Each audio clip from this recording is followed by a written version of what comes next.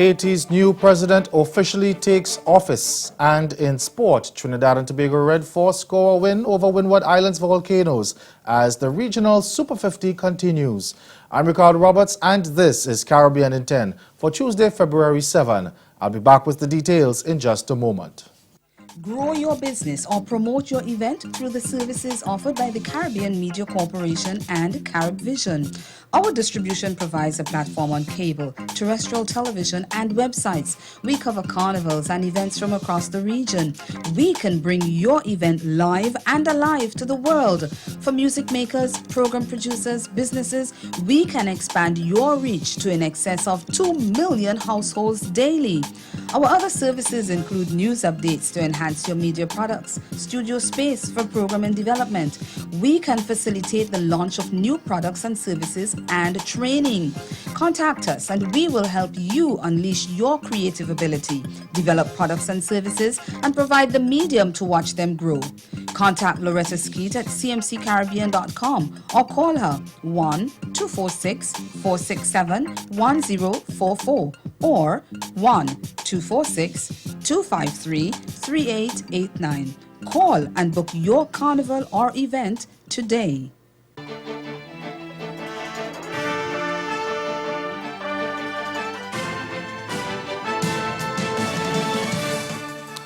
Haiti officially now has an elected president a year after the last one left office. Jovenel Moïse was this morning sworn in as the 58th president of the French-speaking Caribbean nation. He took the oath of office in a parliament chamber packed with Haitian lawmakers and foreign dignitaries from countries including the U.S., Venezuela and France. Moïse is expected to outline his government's priorities in a speech today.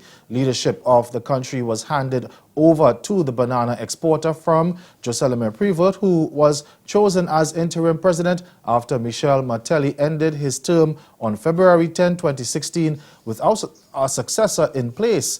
Moïse had won the first round of elections in an October 15, 2015 vote, which was subsequently quashed amid suspicion of fraud. He again came out on top when fresh elections were held last November, emerging with 55% of the vote.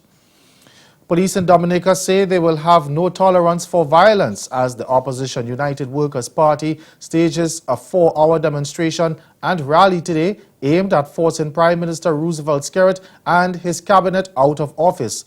Police Commissioner Daniel Carbon said law enforcement officials will ensure that law-abiding citizens are allowed to go about their business in a peaceful manner, and he warned that the police force will deal with anyone who incites or perpetrates acts of violence or lawlessness. Opposition leader Lennox Linton has said the 11 a.m. to 3 p.m. demonstration will be peaceful, but in a Facebook video posted last night, he said today's rally is just the beginning. People are asking, well, if he doesn't resign, then what? Well, he's already indicated he's not going to resign. This is the start of something important for Dominica. You don't go out on the streets one day to show your displeasure with something that an entrenched government is doing and expect that as a result of that, then they move. It is as a result of sustained pressure over time we are going to get movement. The government of Dominica has to see that the people of Dominica are serious about the stance they're taking in terms of protecting the name, in terms of protecting the dignity of Dominica in the international community. Vincentians are about to start paying more taxes as Prime Minister Dr. Ralph Gonsalves presented a $976 million EC dollar budget last night. He announced that the value-added tax rate will increase by 1% to 16% from May 1. He also announced a doubling of the airport departure tax from 50 EC dollars to 100 EC dollars starting February 15. Vincentians will also have to be begin contributing to relief and rebuilding efforts after natural disasters. Prime Minister Gonzalez says that no less than 10% of public debt has been incurred for disaster-related projects and initiatives. And to help offset that cost, government is introducing a 1% levy on consumption to be used to capitalize a contingencies fund which is being established. The administration is also expanding the 2% telecommunications levy it introduced last year on outgoing calls. That levy will now also apply to incoming calls and data usage. Trinidad and Tobago's Prime Minister Dr. Keith Rowley has blanked calls for the implementation of a state of emergency to deal with the increasing murders in the Twin Islands Republic. So far this year, 65 people have been killed. But Rowley said his administration has no plans to impose a state of emergency as some private sector groups and the opposition are calling for. He said authorities are still paying out large sums of money to people who were detained under the last state of emergency imposed in 2010 by the People's Partnership Government.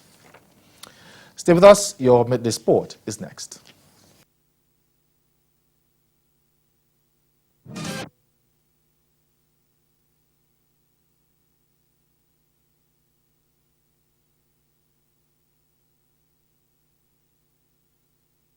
With Tariq Ali's assessment of this, but in his words, gave up its sovereignty to become a semi-colonial appendage of the EU. I was there on July 16th. I think that's misleading insofar as Greece did not have full sovereignty. All right, we're on the water. We're here in Minnesota, eh? Everyone's out fishing, having a good time. Bounce out with Angela and kind of hanging out with the girls and Josh and Meg, and hopefully we'll get into some fish. I get to travel all over the world to do some really cool things with some really awesome people. And right now, this is certainly one of those special moments. So you want to try to get as far cast as you can, baby cakes. Okay, I just want you out of my way. Yeah. Stay down. A lot of people want me out of their way. Honestly, I'm kind of choking up right now.